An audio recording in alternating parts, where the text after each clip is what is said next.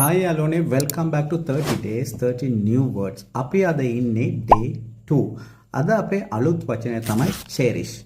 cherish කියන්නේ සිංහල තේරුම ආදරයෙන් රැක බලා ගන්නවා වස්තුවක් වගේ අපි යම්කිසි දෙයක් ආරක්ෂා කරනවා ඒ වගේම අදවතින්ම අගය කරනවා වගේ අදහසක් එන්නේ. යම් දෙයක් හෝ කිසියම් කෙනෙක් අපි ඉතා වටිනා ලෙස සලකනවා ආදරයෙන් ආරක්ෂා කරනවා නම් අපි ඒ අවස්ථාවේ මෙන්න මේ cherish කියන English word එක භාවිතා කරනවා.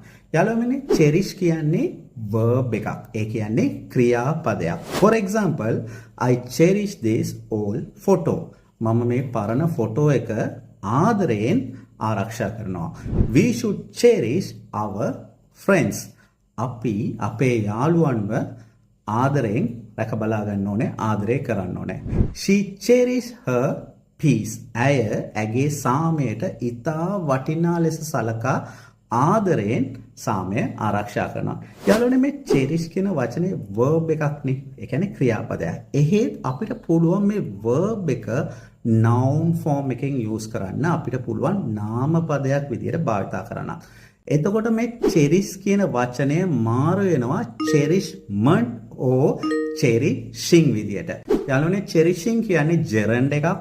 මේක වෙනස් වෙනවා cherishment එහෙම නැත්නම් cherishing විදියට right මේකේ තේරුම අපි ආදරයෙන් රැක බලා ගැනීම යම්කිසි දෙයක් අගය කිරීම කියන අදහසක් එන්නේ අපි එහෙනම් මේ සඳහා උදාහරණ වාක්‍යයන් බලමු for example මට කියන්න පුළුවන් his cherishing of all traditions is unique පරණ සම්ප්‍රදායන් අගය කිරීම ඔහුගේ සුවිශේෂී ලක්ෂණයක්. The cherishment of family is important.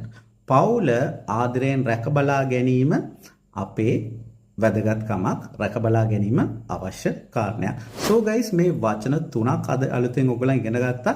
අද ඉඳලා ඔයගොල්ලන්ගේ conversation practice වල සහ day to day conversations වල මේ වචන එකතු කරන්න keep learning English keep practicing and see you with on day 3